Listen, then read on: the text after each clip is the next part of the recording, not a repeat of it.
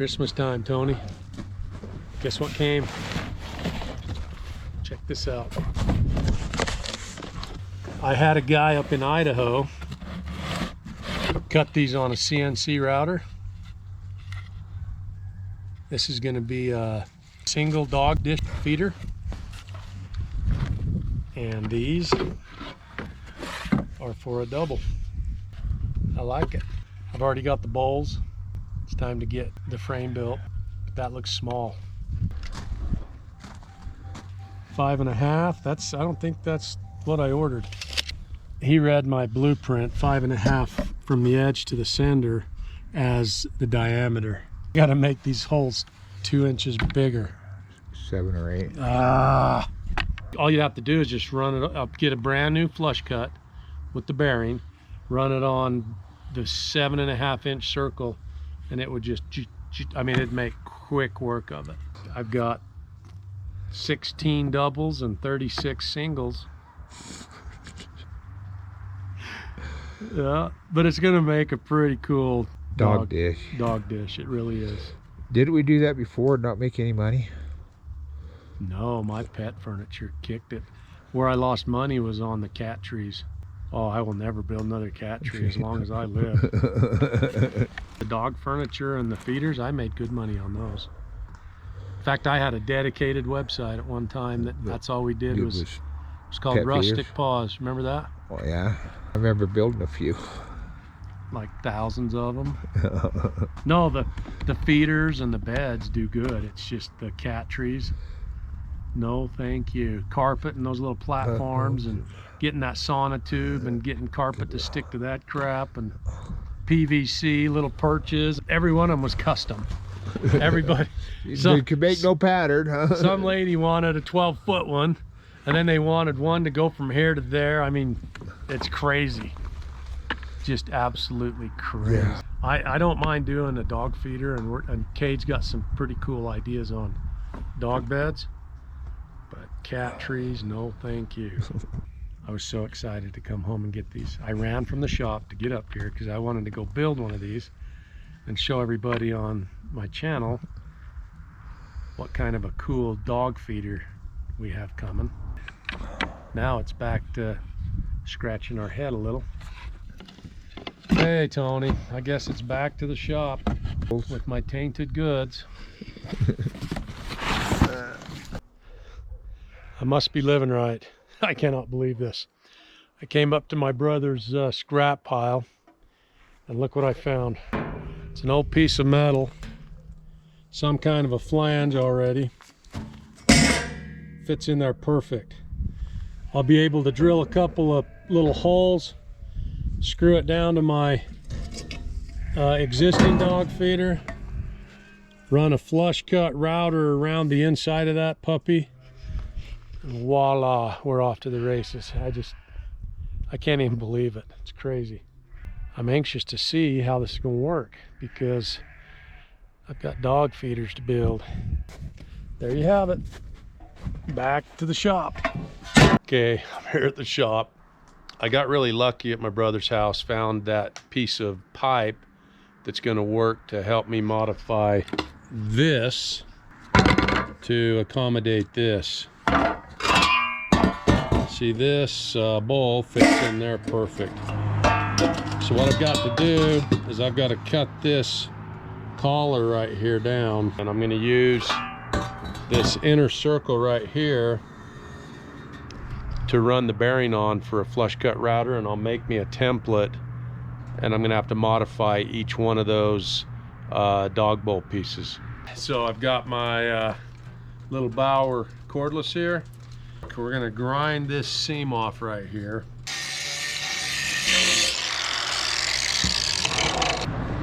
Nothing is ever simple. The Bauer cordless takes too many amps. The battery kept running dead. So I went and got my Makita, this big old monster. Put the grinding wheel I had on the Bauer on here. This is bigger than the wheel. You can see I've been beating on it. So anyway, I ran to the hardware store, got us a different cutoff wheel, got us a little bigger one.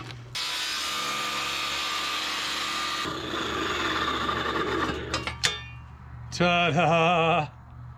I'm gonna have to clean up the surface a little bit. Hopefully I can get it smooth enough to the bearing on the router will work as a flush cut. I think I'm ready to try the flush cut router. Went to a ball game today. Bodie was playing in the round robin, and I picked this up at Ace Hardware in Penguin, Utah. All right, we're gonna give this a whirl here. Here's this new flush cut router bit that I got. I'm gonna explain that to you if you've never used one before. These things are pretty cool. So see this? It's got a bearing on it. So in theory, the bearing's gonna ride on the metal and cut the rest of that out. And I'm gonna go with a small little handheld here. Okay, got the router bit secure. Plug this into the old current bush here. Better put these goggles on. Here goes nothing. I want to keep this router as upright as I can. I'm gonna have to plunge through this and then take it over to the edge and run that bearing on the metal. Whoa!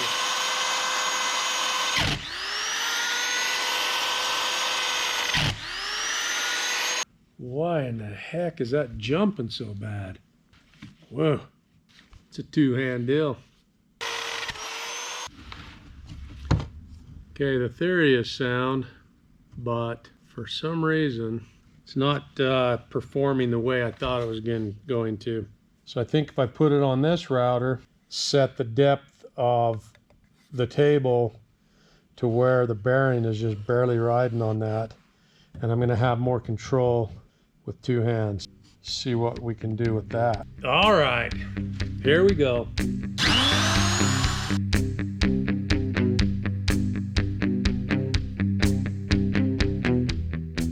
Other than right there, a little nickage.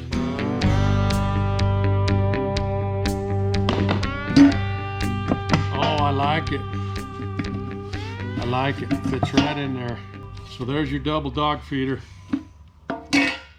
One for food, one for water. It took a little bit of trial and error, but I got my template done, and the flush cut router works amazing. So it's time to cut us some legs. Standard height is 7 inches off the floor to the top of the bowl. I'm gonna cut my legs at 9 inches. I'm gonna drill a 2-inch hole at 6 inches. And then I'm gonna take a 2-inch log and dado it out. This is a dado right here. This will go in the hole, and then this slides inside of that. See how clean that is? Then this will slide in post. I've got all my parts and pieces cut and sanded, so let's see how this thing goes together. These two longer ones go on the side. I need to pick the pretty side up. These slip right in the dado like that. Put another one in there like that.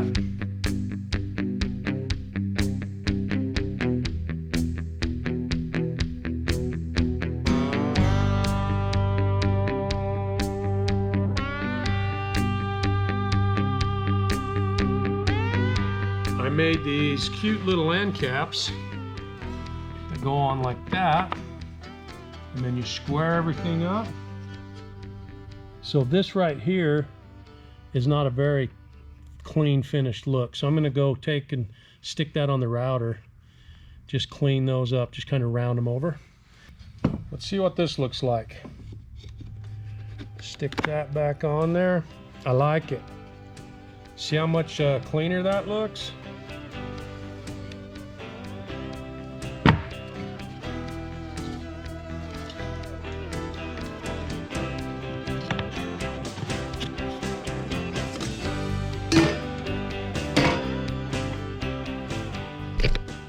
There you have it.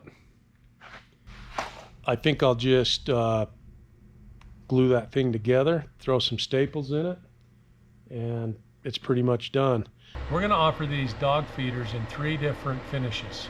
We're going to have natural for the do-it-yourselfer. You can paint it white, you can stain it whatever color you want, you can put polyurethane on it, or you can just leave it natural. We're going to offer a clear finish, which I use a Sherwin-Williams conversion varnish, goes on water white, cures just beautiful, doesn't yellow like lacquers. It's a good product. And the third finish is our own proprietary stain color, which is somewhere between early American and dark walnut. It's a beautiful color. In fact, I got a sample piece right here. Look at that. It's rich. It's not quite as dark as dark walnut, but it's got enough dark walnut in the mixture to cover up just the red that comes with early American. We're gonna go ahead and stain this puppy up and make her look beautiful. Let's see how this is gonna look. Oh yeah, that is gorgeous. That looks rich. I like it. Back before the recession, I had a website dedicated to pet furniture, and we ship furniture all over the world. It's looking good. You can almost turn this over and use it for a smaller dog. So, big dog, little dog. Leave a comment. Let me know what you're thinking. Thanks for watching, and we will catch you on the next one.